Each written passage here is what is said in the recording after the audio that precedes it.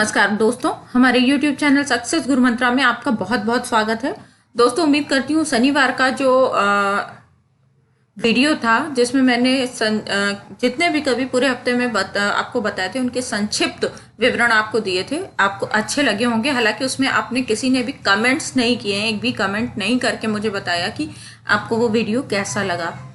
तो अगर अच्छा लगा होगा तो कमेंट करके ज़रूर बताइएगा, ताकि अगले शनिवार को के लिए भी मैं उससे बेहतर तैयारी कर सकूं। और इसके अलावा मैं दीपाली यादव जी का, सुनील सिंह, नेहा कुमारी जी का, पुनीत तिवारी जी का, सुनील सिंह जी का और ज्योति जी का, सुनील जी का बहुत बहुत धन्यवाद करती हूँ। और बाकी भी जो हमारे व्यूवर्स हैं, सब्सक्राइबर्स हैं, उनका बहुत बहुत धन्यवाद। और उम्मीद करती हूँ कि आपको वीडियो पसंद आ रहे होंगे और आप इन्हें ज़्यादा से ज़्यादा लाइक और शेयर करेंगे। अगर हम मेहनत कर रहे हैं तो आपको तो मेहनत करनी भी नहीं है, छोटा सा काम करना है, एक बटन दबा के लाइक कर देना है और शेयर कर देना है, ताकि ज़्यादा से ज़्यादा लोगों तक पहुँचे। और साथ ही अगर कुछ आपको कमी लगती है तो नीचे कमेंट बॉक्स में ज़रूर बताइएगा। आज के वीडियो में अभी हम शुरुआत करेंगे कवि मंडन से। कवि मंडन के बाद में हम दो कवियों को और देखेंगे, क्योंकि इनके कवियों के बारे में बहुत कम दिया है। तो देख लेते हैं ताकि रीतिकाल हमारा जल्दी से कंप्लीट हो जाए। जैतपुर बुंदेलखंड के रहने वाले थे। कहाँ के रहने वाले थे? जैतपुर बुंदेलखंड के।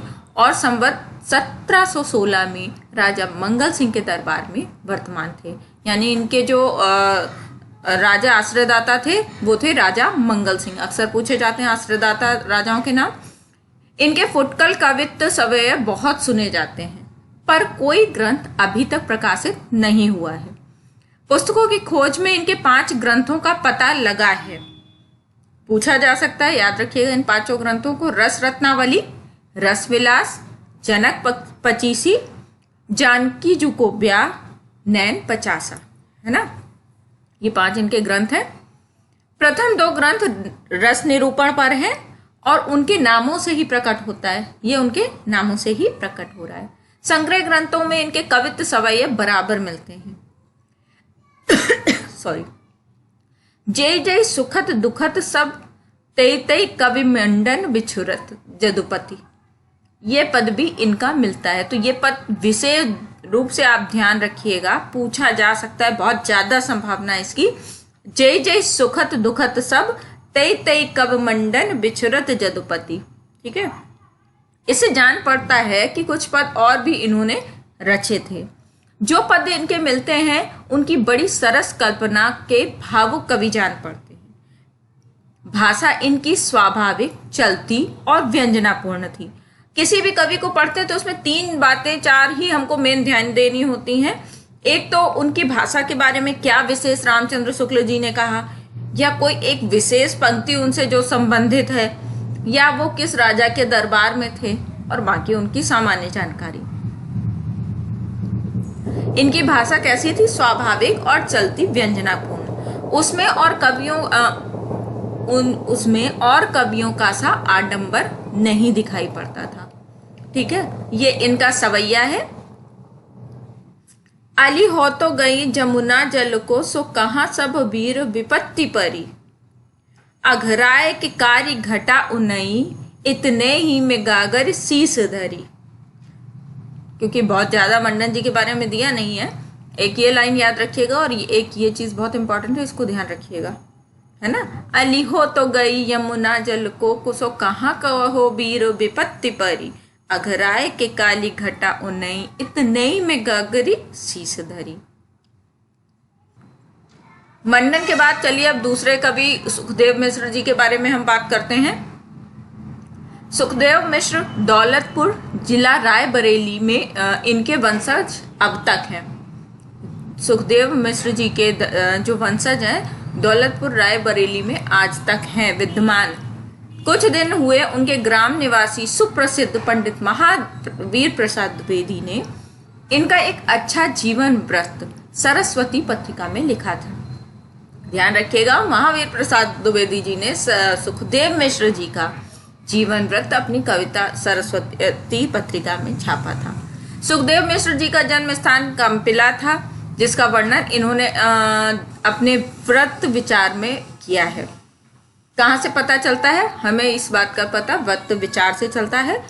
इनका कविता काल संवत 1720 से 1760 तक माना जा सकता है। इनके 7 ग्रंथों का पता अब तक है। कौन कौन से हैं? व्रत विचार संवत 1728, इसके अलावा छंद विचार, फाजिल अली प्रकाश, रसार्णव, श्रृंगार लता, आध्यात्म प्रकाश जो कि संवत 1755 का है, और दशरथ राय। आध्यात्म प्रकाश में कवि ने ब्रह्म ज्ञान संबंधी बातें कही हैं। आध्यात्म प्रकाश आपको नाम से ही कुछ इसके बारे में क्लियर हो रहा होगा, पता चल रहा है कि आध्यात्म प्रकाश, अध्यात्म यानी ब्रह्म संबंधी बातें इसमें इन्होंने कही। इससे ये जन श्रुति की पुष्टि होती है कि वे एक निष्प्रह विरक्त साधु के रूप में रहते थे। सुखदेव मिश्र जी क्या थे? विरक्त साधु के रूप में रहते थे। काशी के विद्याध्ययन करके लौटने पर असोधर, जो जिला फतेहपुर के राजा भगवंत राय खींची और डोंडिया खेरे के राम मर्दन सिंह के यहाँ रहे थे। कहाँ? विद्याध्ययन करने के बाद ये भगवंत राय खींची और राम मर्दन सिंह के यहाँ रहे थे। कुछ दिन तक ये औरंगजेब के मंत्री फाजिल अली शाह के यहाँ भी रहे थे। अंत में मुरार मऊ के राजा देवी सिंह के यहाँ गए और जिनके बहुत आग्रह पर ये सकुटुंब दौलतपुर जा बसे। राजा राज सिंह गौड़ ने इन्हें कविराज की उपाधि दी थी। ये यहाँ इंपॉर्टेंट हो जाता है कि सुखदेव मिश्र जी को कविराज की उपाधि किसने दी थी? राजा राज सिंह गौड़ ने। वास्तव में ये बहुत प्रौढ़ कवि थे और आचार्यत्व भी इनमें पूरा था। छंद शास्त्र पर इनका सा विशद निरूपण किसी और कवि ने नहीं किया है। ये जैसे पंडित थे वैसे ही काव्य कला में निपुण थे। फाजिल अली प्रकाश और रसार्णव दोनों के श्रृंगार रस के उदाहरण बहुत ही सुंदर हैं। नमूने: ननद नीनारी सासु मई के सिधारी, ननद नीनारी सासु माई के सिधारी, रह रैन अंधियारी भरी सूझत न करो है।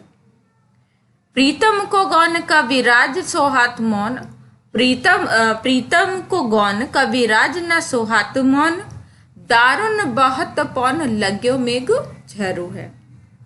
संग न सहेली बैस नवल अकेली, तन परी तल बेली महा लग्यो मौन रसरू है। भई अधी रात मोर जियरा डरात, जागू जागू रे बटोही यहाँ चोरन को डर है। अब अभी इनके बारे में आपने सुना कि ये एक विरक्त साधु थे, तो आप थोड़ा याद रखिएगा। यहाँ पे देखिए इन्होंने पूरा गृहस्थ वाली बात की है, ननद, सास और प्रीतम। मतलब ये मैं सिर्फ इसको याद रखने के लिए बता रही हूँ ताकि आपको ध्यान रहे ये पंक्तियां, है ना। आगे देख लेते हैं। जो है जहां मगुनंद कुमार, तहां चली चंद्रमुखी सुकुमार है। मोतिन को ही कियो गहनो सब, फूली रही जन कुंद की डार है। भीतर की ही जो लगी सो लखी अब, भीतर की जो लखी सो लखी अब, बाहिर जाहिर होत न दार है।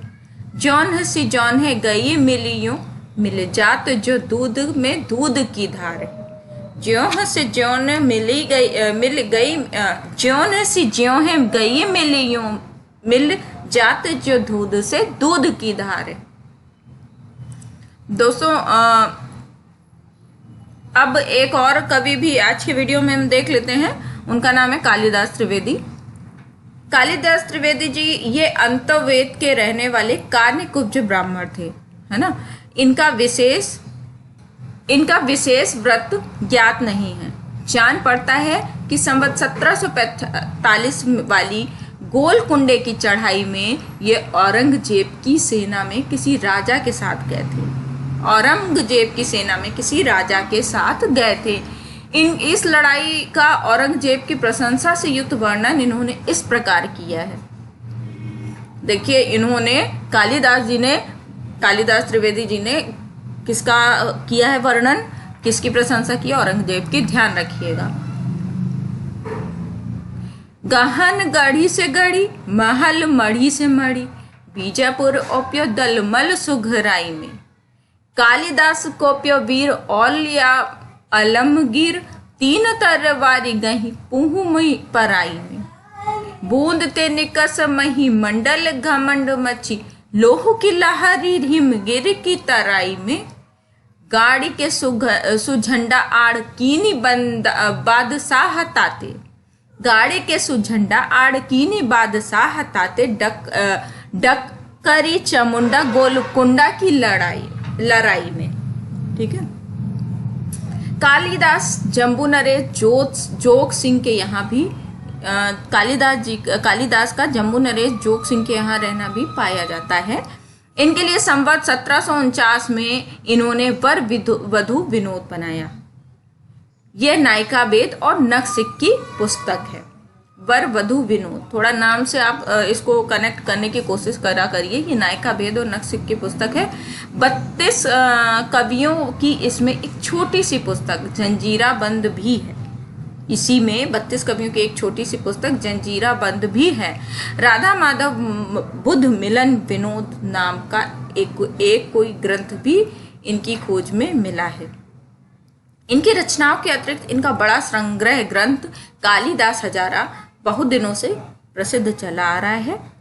इस संग्रह के संबंध में शिव सिंह सरोज में लिखा है कि इसमें संवत 1481 से लेके 1776 तक के 212 कवियों के 1000 पद्य संग्रहित हैं, है ना। ये कालिदास हजारा विभिन्न कवियों का संग्रह है, जिसमें संवत 1481 से लेके 1776 तक के 212 कवियों के 1000 पद्य संग्रहित हैं।